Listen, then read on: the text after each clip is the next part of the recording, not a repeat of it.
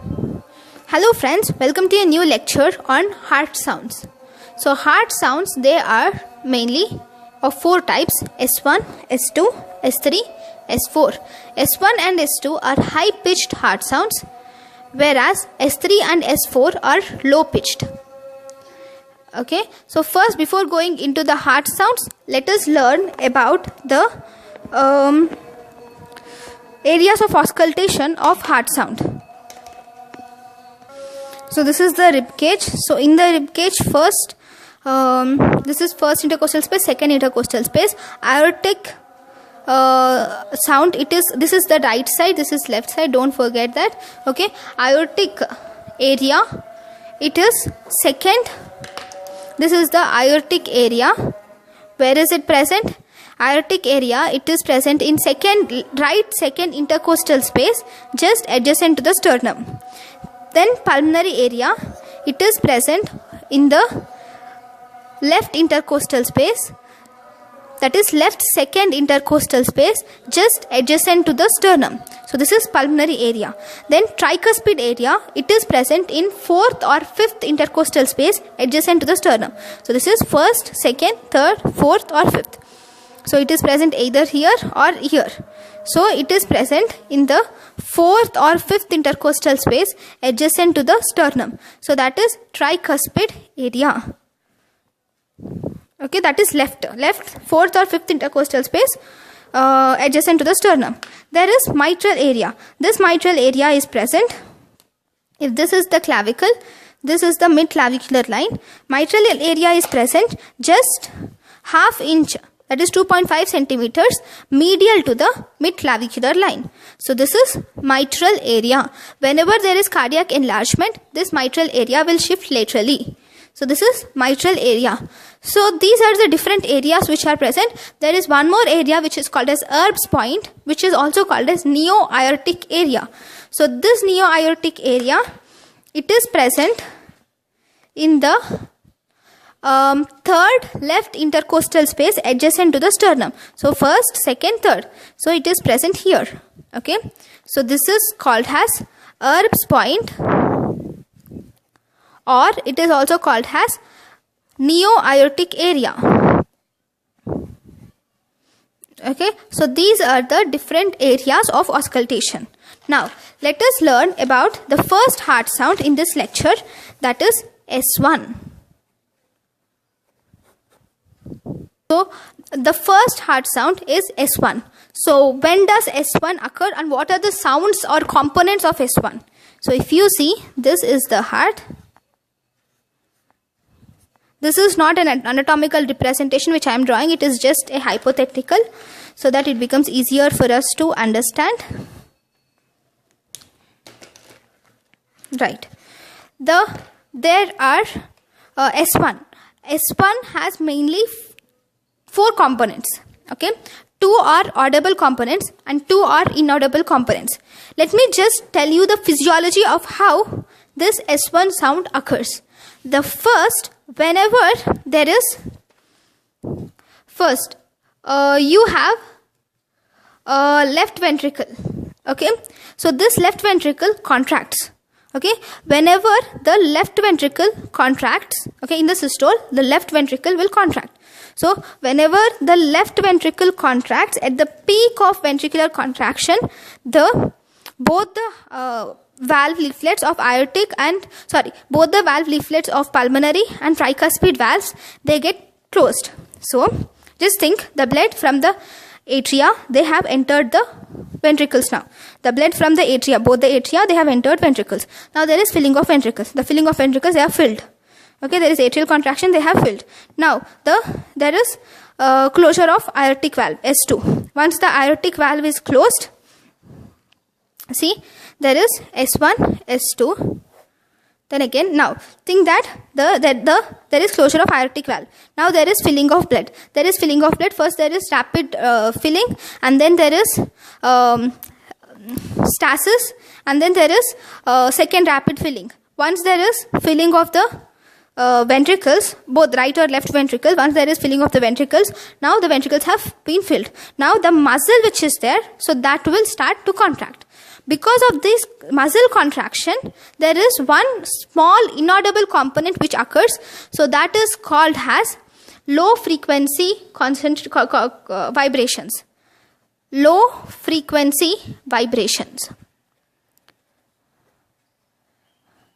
So because the muscle, here the muscle contracts, that is left ventricular muscle contraction occurs. So because of this left ventricular muscle contraction, this produces low frequency vibrations. These are the first part of first heart sound.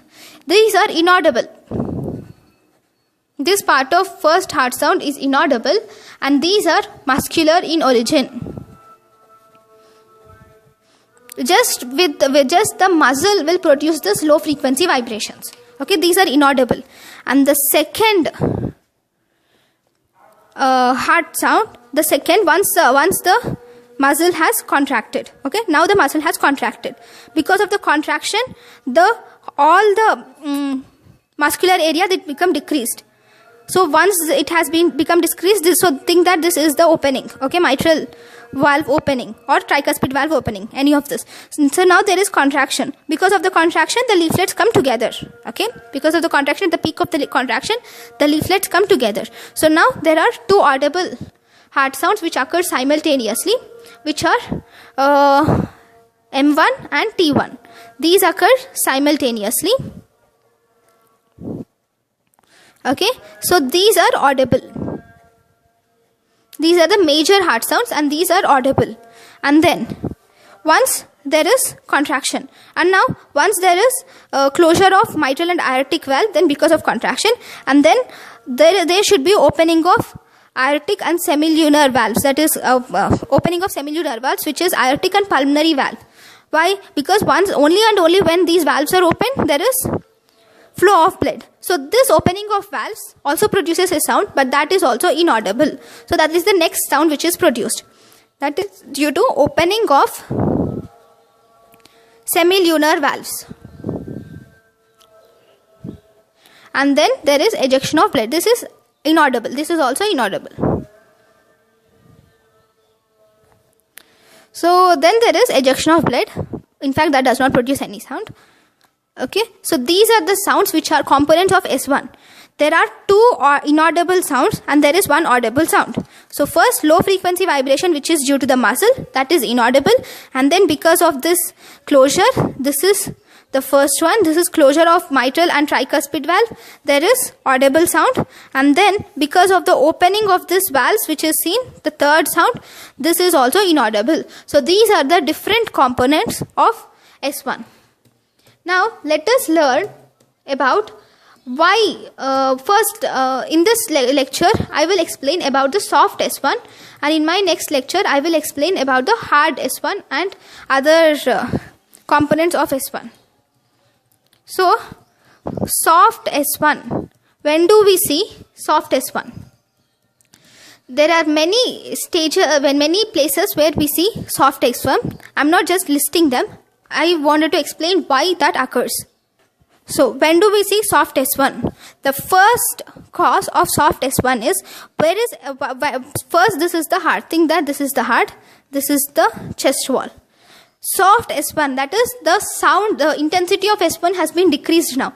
First, whenever this is the heart, this heart produces S1. This S1 has to reach the chest wall and then it should reach the stethoscope, right? So, whenever there is some obstruction in the conductance or there is poor conductance of sound, then S1 will decrease. So, the first reason it can be poor conductance of sound. Whenever there is poor conductance of sound, that can cause soft S1. Why is there poor conductance of sound? Normally, this is filled with some tissues. So, whenever the tissues which are present here are more, whenever the substance which is present between the heart and the chest wall is more, then there is poor conductance of sound. First example is pleural effusion. Sorry, it is pericardial effusion. So, what happens in pericardial effusion? So, this is the heart. Okay, the heart is surrounded by a pericardium, visceral and parietal pericardium. Whenever this visceral and parietal pericardium, this is filled with fluid. Okay, if this visceral or parietal pericardium, if this is filled with fluid, okay, then what happens? The heart sound which is generated, this has been muffled or decreased in intensity. That can cause soft S1. The next type is emphysema. Okay, what happens in emphysema? This is the heart. Okay, the parietal pleural space is normal. Sorry, the pericardial space is normal.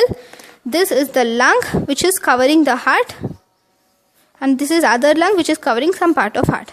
Now in the lung there is pleural space which is surrounding the lung. Surrounding the lung there is a space which is pleural space. Okay, whenever this pleural space is filled with pus, see, this pleural space is now filled with pus. So this pus which is there, that is not allowing the sound to conduct. So as a result, there is soft S1. Okay, see, similar to the emphysema, whenever there is pleural effusion. In pleural effusion, there is fluid in the lungs, and this fluid is not allowing it to conduct. So this can also cause soft S1. And sometimes there is obesity. In obesity, the person is obese, so as a result, there is fat accumulation between the chest wall and the heart. This can also cause soft S1. Now, what are the other causes of soft S1? Second, whenever there is decreased rate of rise in pressure in ventricles. Normally, the reason of S1 is because of pressure, right? Whenever the ventricular pressure increases, only and only whenever the ventricular pressure increases, there is closure of valves. Whenever this ventricular pressure increase is delayed or decreased, then it can cause soft S1. So it can occur in one, myxedema. Myxedema is in myxedema there is bradycardia, and even there is soft S1. And then there is cardiomyopathy. What is happening in cardiomyopathy? If you see in cardiomyopathy, this is the heart. Okay, in the myocardium of the heart can be hypertrophied. Okay, or mostly interventricular septum is hypertrophied. I'm sorry, this is not the hypertrophied cardiomyopathy. Mostly the interventricular septum which is there, that is hypertrophied, or it can be dilated, or it can be restricted. Okay, in any of these cases, the heart myocardium has some problem. There is a problem in the myocardium. So because there is a problem in the myocardium, it is difficult for contraction. So that can cause soft S1.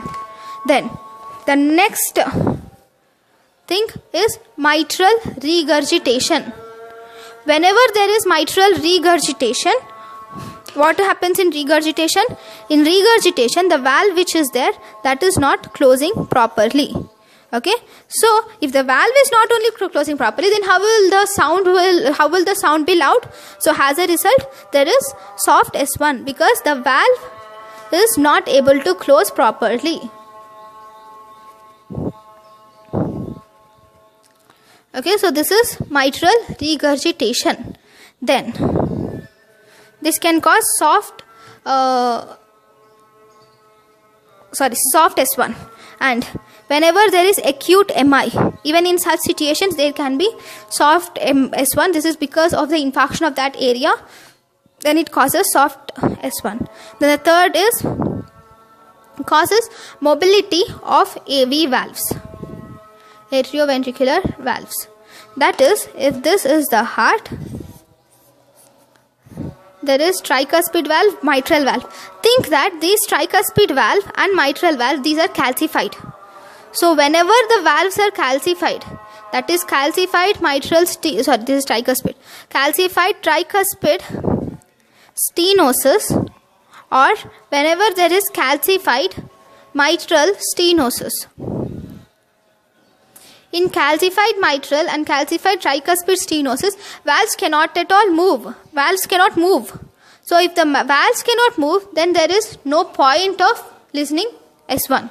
So there is soft S1, loud S1. So there is soft S1. Now, one more thing, whenever there is prolonged PR interval. PR interval, this will signify the impulse transmission from the AV node to the, so from the sinoatrial node to the AV node. When this impulse progression has been delayed, then the S1, the mitral valve closure and tricuspid valve closure will be delayed, and as a result S1 will be soft. So this is because of delay in impulse transmission.